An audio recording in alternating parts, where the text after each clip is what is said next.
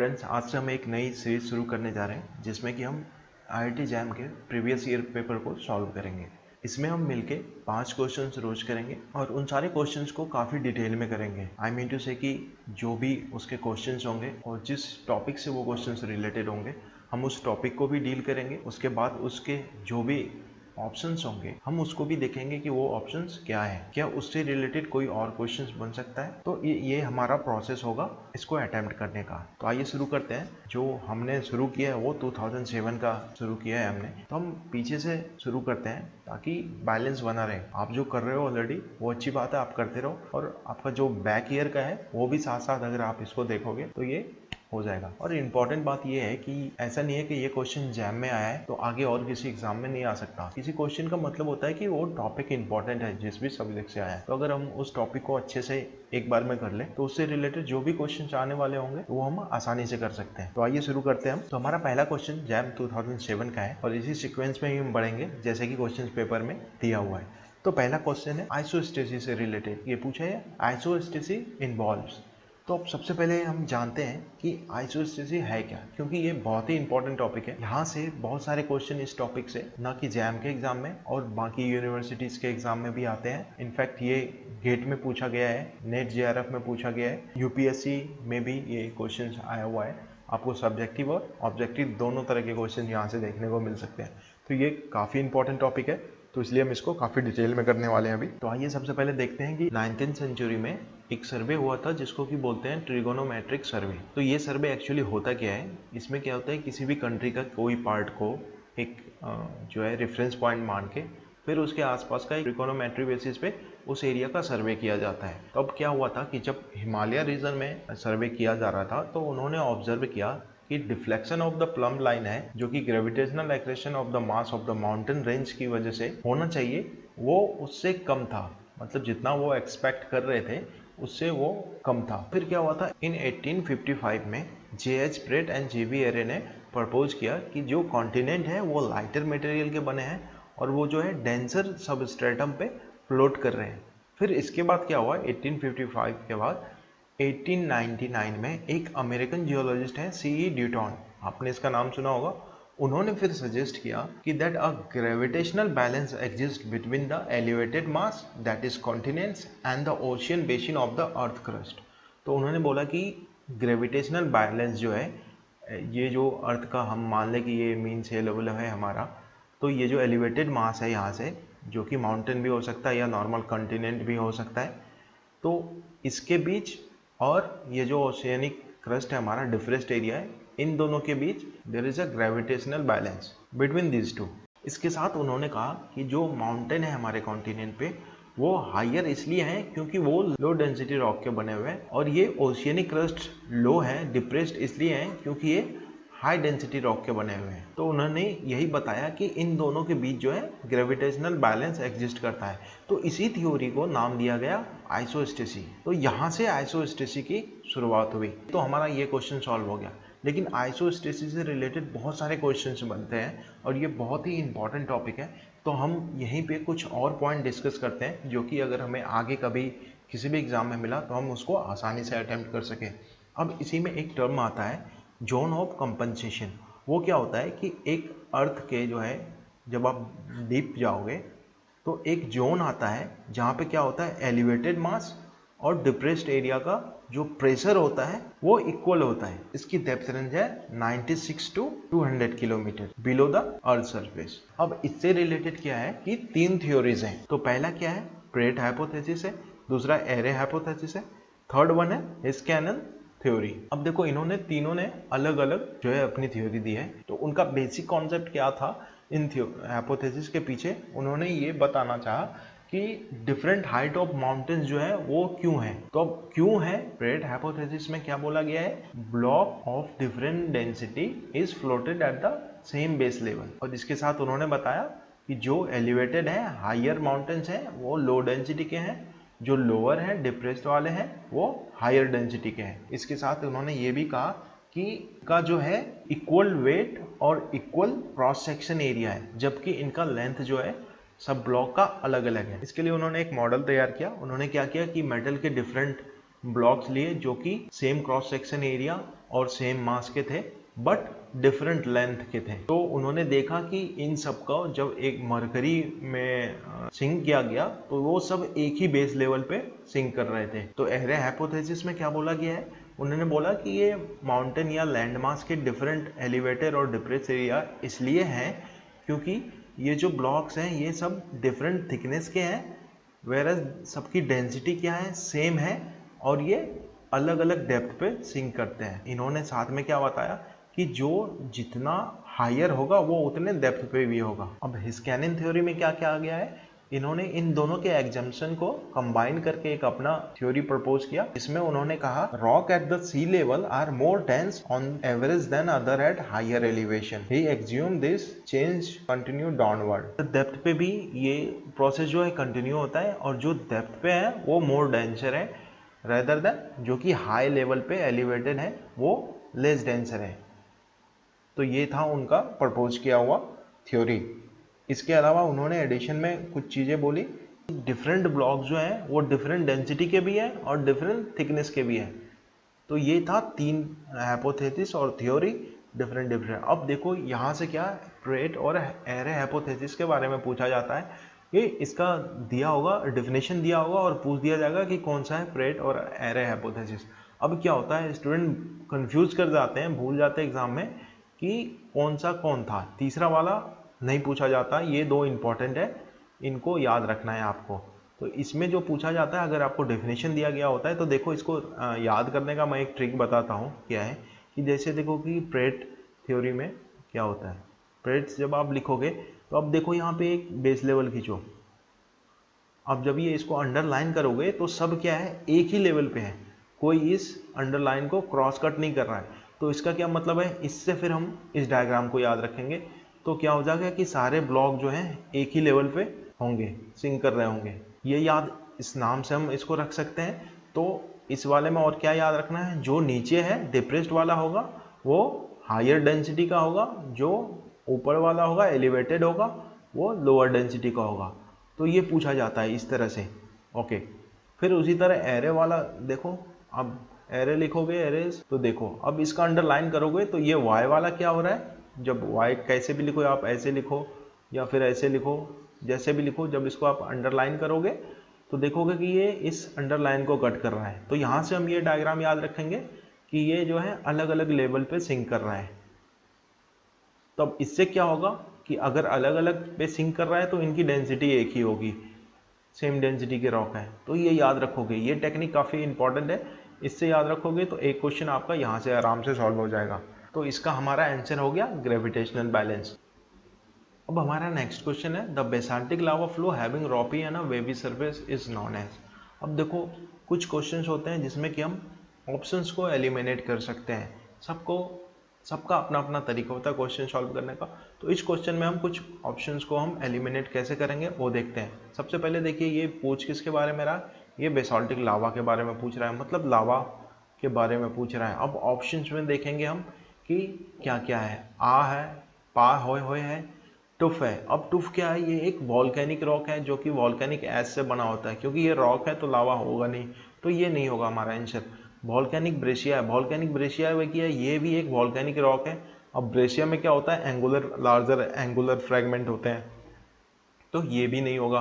तो अब बच गए हमारे पास 2 ऑप्शन, आ है और पा होय है। तो इसको अब स्पेल आउट करो जैसे मैं करता हूँ। एक फनी तरीका बताता हूँ, आप फिर कभी इसे लाइफ में नहीं भूलोगे, मेरी गारंटी है ये। देखो आ मतलब इसको खाना खिला रहे हैं ना, तो इसको गले में प्रॉब्लम हो रही है, तो ब्लॉकेज इसके गले में कुछ, तो ब्लॉकेज से आया ब्लॉकी लावा। ओके, इसका दूसरा नाम है ब्लॉकी लावा भी बोलते हैं इसको। अब फिर दूसरा क्या है, दूसरा ऑप्शन है पा होय। अभी पा होय क्या होता है ये देखते हैं। अब थोड़ा सा हम इसको डिटेल करते हैं ताकि इसके बाकी प्रॉपर्टीज भी हमें यहीं के यहीं पता चल जाए, ताकि आगे इससे रिलेटेड कोई क्वेश्चन आए हम उसको आसानी से कर सकें। अभी आइए देखिए, यहाँ पे मैंने ऑलरेडी लिख के रखा है ताकि आपका ज़्यादा टाइम वेस्ट नहीं हो। तो देखते हैं क्या है। आ को जैसे मैंने बताया कि ब्लॉकी लावा भी बोलते हैं। अब देखो ब्लॉकी लावा है तो क्या है, क्यों है ये ब्लॉकी लावा, मतलब ब्लॉक है तो इसकी विस्कोसिटी जो है हायर होगी। विस्कोसिटी क्यों हायर होगी, क्योंकि इसका कंपोजिशन है जो एसिडिक लावा का होगा। अब एसिडिक लावा का विस्कोसिटी हायर क्यों होता है, क्योंकि उसका टेम्परेचर कम होता है। इसका जो मेल्टिंग टेम्परेचर होता है बेसाल्टिक जो होता है लावा उससे कम होता है, तो इस वजह से इसकी विस्कोसिटी हायर होती है। अब विस्कोसिटी हायर है तो क्या होगा, ये इजीली फ्लो नहीं करेगा। इजीली फ्लो नहीं करेगा तो क्या होगा, ये लार्जेस्ट डिस्टेंस तक कवर नहीं करेगा। इसका सरफेस कैसा होगा, रफ सरफेस होगा, क्योंकि ये इजीली नहीं फ्लो कर रहा है। और दूसरा नाम इसका ब्लॉकी लावा है, ऑलरेडी मैं बता चुका हूँ। अब देखो पा होय होय, पा होय होय को बोलो जैसे मैं बोल रहा हूँ, पा होय होय। होय होय मतलब आराम से मस्त मगन अपने बहता हुआ चला जा रहा है, कोई प्रॉब्लम नहीं है, इसको आराम से बहता हुआ चला जा रहा है। तो क्या है, ये आराम से बहता हुआ चला जा रहा है, तो देखो ये कि ये वेव सा बना रहा है। ओके, तो इसका दूसरा नाम क्या है, इसको वेवी बोलते हैं या फिर रॉपी लावा बोलते हैं। तो देखो ये जब या तो इसको वेब की तरफ मानो या फिर हम जो रोप यूज करते हैं वो भी इसी तरह का कुछ दिखता है ना। तो यहाँ से आप याद रख सकते हो रॉपी, रॉपी लावा। तो इसका दूसरा नाम है रॉपी लावा। अगर आपको रॉपी लावा पता होता कि पोए होए होए को रॉपी लावा कहते हैं तो सीधा हम इसका आंसर लगा देते हैं पोए होए होए। इसका जस्ट अपोजिट है, बाकी सारी प्रॉपर्टीज इसके अपोजिट है। अब इसका क्या होगा, आराम से बह रहा है ये, तो इसका विस्कोसिटी लोअर होगा। विस्कोसिटी लोअर किसका होता है, बेसाल्टिक लावा का होता है। टेम्परेचर क्या उसका होता है, हाई होता है। तो ये फ्लो इजीली करता है, लार्जर डिस्टेंस कवर करता है, तो आराम से ये फ्लो करता है। तो स्मूथ सरफेस होता है, वेवी सरफेस होता है, रोपी सरफेस होता है। तो इसी रोपी सरफेस के कारण इसको रॉपी लावा भी बोलते हैं। तो ये था हमारा दूसरा क्वेश्चन। अगला क्वेश्चन है हमारा, graded stream is characterised by. अब देखो ये ग्रेडेड स्ट्रीम की बात कर रहे हैं। अब स्ट्रीम का क्या कैरेक्टर होता है, स्ट्रीम का कैरेक्टर होता है, ये ऑलरेडी मैंने बना रखा था, ये थोड़ा अच्छा नहीं दिख रहा, मैं दोबारा बनाता हूँ। स्ट्रीम का क्या कैरेक्टर होता है, स्ट्रीम का काम होता है इरोजन करना और डिपोजिशन करना। कि कोई एलिवेटेड एरिया है तो यहाँ से वो इरोजन करेगा, और कोई डिप्रेस्ड एरिया है तो उस चीज़ को यहाँ पे डिपॉजिट करेगा। तो ये स्ट्रीम का, किसी भी स्ट्रीम का कैरेक्टर होता है। बट ये देखो आप, ये एक स्ट्रीम प्रोफाइल बनाया हुआ है। तो स्ट्रीम प्रोफाइल क्या होता है, देखो कि एक सेक्शन हमने स्ट्रीम का लिया और उसको हमने ए से बी तक बताया, उसके बाद क्या है, ये सी में आके मर्ज होता है। ये माउथ ऑफ अ रिवर हो गया, तो यहाँ पे आके सी में मर्ज हो जाता है। ये इस सेक्शन में क्या होता है, यूनिफॉर्म लॉन्गिट्यूडनल स्लोप होता है। इसका जो है स्लोप जो दिखता है आपको, यूनिफॉर्म लॉन्गिट्यूडनल स्लोप होता है। कहने का मतलब क्या होता है कि ये मतलब आपको इसमें चेंजेस नहीं दिखेंगे, जितना ये यहाँ पे इरोड कर रहा है उतना ही अमाउंट डिपॉजिट कर जा रहा है। तो यहाँ पे आपको कोई चेंजेस नहीं दिखेंगे, एक ग्रेडेड प्रोफाइल दिखता है इसको। तो जब कोई भी स्ट्रीम ये प्रोफाइल अचीव कर लेती है तो उसको हम ग्रेडेड प्रोफाइल वाले रिवर को ग्रेडेड स्ट्रीम या ग्रेडेड रिवर बोलते हैं। तो इस टर्म में क्या होता है कि ये ना तो डिपॉजिट कर रहा है ना इरोजन कर रहा है ना। मतलब कि कर तो रहा है लेकिन वो इक्विलिब्रियम बना के रखा है इसने, कि जितना इरोड कर रहा है उतना डिपॉजिट कर रहा है। तो यहाँ से देखो ऑप्शन देखो आप कि सीधा है equilibrium between erosion and deposition. अब नेक्स्ट क्वेश्चन की तरफ चलते हैं। अभी देखो ये इग्नियस पेट्रोलॉजी से है जो कि टेक्सचर के बारे में है। Continued crystallization of augite after the formation of plagioclase can result in. अब देखो ये डिफरेंट डिफरेंट टेक्सचर दिए हुए हैं, तो अगर किसी को पता होगा तो वो आराम से लगा सकता है, अपने ऑप्शन लगा चुका होगा जिसको भी अब तक पता होगा। तो लेकिन हम क्या है कि हम इन चारों को करेंगे क्योंकि ये टेक्सचर है, तो कहीं पे भी कोई भी आ सकता है, कभी भी पूछा जा सकता है। तो एक बार जब ये हमारे सामने क्वेश्चन में आ गया तो हम इसको यहीं पे डील कर लेते हैं, ताकि आगे कभी आए तो हम सीधा उसको अटेम्प्ट कर सके, किसी भी एग्जाम में आए। तो अब देखो हाइलोफिलिटिक है। अब देखो जैसे ही टर्म हाइलो आया ना किसी भी टेक्सचर में, कहीं भी इग्नियस में, तो हाइलो का मतलब सीधा होता है ग्लास, है ना, ग्लासी सरफेस, ग्लास बोल सकते हो आप इसको। तो हाइलोफिलिक क्या होता है, जब फेल्सपार जो है इंटरमिक्स विथ होता है ग्लास, तो ये इसको हाइलोफिलिक टेक्सचर देता है। मैं सिंपली में बता रहा हूँ, ज़्यादा डिटेल डिफिनेशन नहीं बता रहा हूँ, लेकिन बेसिक क्या हो रहा है वो मैं आपको बता रहा हूँ। फिर उसी तरह ओफिटिक टेक्सचर क्या होते हैं, ये क्या है, ये एक टाइप है पोइक्लिटिक टेक्सचर का ही एक ये ओफिटिक टेक्सचर टाइप है। इसमें क्या होता है, euhedral plagioclase crystal are partially or completely surrounded by the anhedral augite crystal. तो इसको मान लो कि एक क्रॉस सेक्शन का हमने ले लिया, एक थिन सेक्शन का ले लिया, तो इसमें क्या होगा, एक यूहेड्रल आपको प्लेजियोक्लेज दिखेगा, यूहेड्रल प्लेजियोक्लेज दिखेगा, इसके सराउंडेड क्या होगा, एनहेड्रल जो है ओगाइट दिखेगा। तो अब क्या है, या ये तो पार्शियली फिल्ड होगा या कंप्लीटली फिल्ड होगा ओगाइट से। अब पोरफेरिटिक टेक्सचर क्या होता है, ये पोरफेरिटिक टेक्सचर सबसे सिंपल है और आसान है। इसमें क्या होता है, एक बड़ा सा लार्ज यूहेड्रल ग्रेन होता है, बड़ा सा ग्रेन होता है किसी भी मिनरल का, वो सराउंडेड होता है छोटे छोटे ग्राउंड मास से। इसमें एक से बड़े ग्रेन हो सकते हैं और ग्राउंड मास इन मैट्रिक्स जो होता है इसका स्मॉल ग्रेन में एम्बेडेड होता है, तो इसको बोलते हैं पोइकिलिटिक टेक्सचर। अब ये ट्रैकाइट टेक्सचर क्या होता है? ट्रैकाइट में क्या होता नहीं, एक वॉल्केनिक रॉक का टेक्सचर है। इसमें क्या होता है, जो है आपका फेल्सपार जो है ना, जो लावा का जो डायरेक्शन है उसका पैरेलल या सब पैरेलल होता है। तो मान लो कि ये कोई रॉक का थिन सेक्शन है, तो उसमें कैसे दिखेगा, मान लो कि ये लावा का फ्लो दिख रहा है, ओके। तो इसमें क्या होगा, जो फेल्सपार के ग्रेन होंगे ना, वो या तो इसके पैरेलल होगा या सब पैरेलल, मतलब नियर बाय पैरेलल होगा।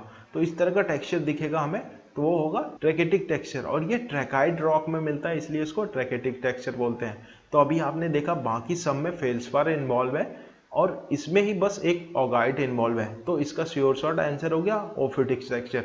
तो यहाँ से हमने इसको कर लिया। अब बढ़ते हैं हम अपने नेक्स्ट क्वेश्चन की तरफ। अब देखो ये पूछा गया है, ड्यून के बारे में पूछा गया, barchans are crescent shape dunes in which the ends of the crescent.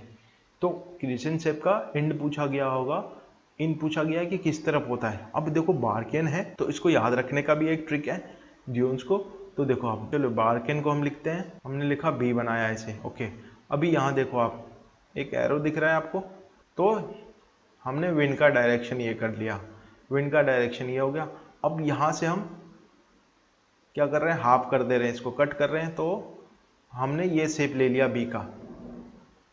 एक ट्रिक है याद रखने का, जो कि जिनको नहीं पता है या पहली बार देख रहे हैं ड्यून्स, उनको समझ में रहेगा और याद रहेगा, इसलिए मैं इतने डिटेल में बता रहा हूँ। तो यहाँ से हमने बी का ये वाला शेप ले लिया, तो अब इसको क्रिसेंट शेप बना दिया, तो कुछ इस तरह का। और ऑलरेडी हमारा विंड का डायरेक्शन क्या है, जब भी हम कोई ड्यून के बारे में देखें, डायग्राम देखेंगे, तो हमेशा आप क्या करना, अपने राइट साइड जो है विंड डायरेक्शन रखना और फिर कोई डायग्राम को आप प्लॉट करना। तो ये आपको फिर याद रखने की जरूरत नहीं पड़ेगी। जब भी प्रैक्टिस करते हो आप डायग्राम का, कोशिश करो उसको राइट साइड में विंड डायरेक्शन रखे फिर करो। तो बी का हमने ये वाला पार्ट ले लिया, तो इस डायरेक्शन में होगा, ओके। तो अब देखते हैं कि ये मतलब कि ये क्रिसेंट शेप जो है किस तरफ है, डाउनवर्ड साइड। ये विंड इस तरफ से आ रही है तो ये अपवर्ड हो गया, और तो इस तरफ डाउनवर्ड साइड हो गया। अब चलते हैं हम अपने ऑप्शन में, क्या कह रहा है, point in the upwind direction. तो नहीं, ये नहीं होगा। Are at the right angle to the wind direction, नहीं ये भी नहीं होगा। Have no relation to the wind direction, ये तो हो ही नहीं सकता, बिना विंड डायरेक्शन के ड्यून बनता ही नहीं है। Point in the downward direction, अब देखो ये पॉइंट किस तरफ कर रहा है, डाउनवर्ड डायरेक्शन की तरफ कर रहा है, तो ये यहाँ से हो गया हमारा आंसर। तो कितनी आसानी से हमने 5 क्वेश्चन किया और उसको उतने डिटेल में किया, ताकि इससे रिलेटेड कोई क्वेश्चन आएगा हमें आगे तो हम कर सकते हैं इसको। अभी देख लेते हैं, अब 2 पॉइंट हमें देख लेते हैं कि यहाँ से 2 और ड्यून टाइप बन रहे हैं इस डेफिनेशन से, तो वो क्या हो रहे हैं। अभी देखो पहला वाला क्या है, point in the upwind direction. तो अपविंड डायरेक्शन हमारा क्या है, ये है। तो पॉइंट है मतलब कि इसका रिवर्स, इसका इस तरह का रिवर्स बोल रहा है। अगर ये डायग्राम हो तो ये बोल रहा है कि अप विंड डायरेक्शन जो है हमारा उसकी तरफ पूछ रहा है। तो ये क्या होता है, ये बारकेन होता है और इस ड्यून का नाम होता है पैराबोलिक।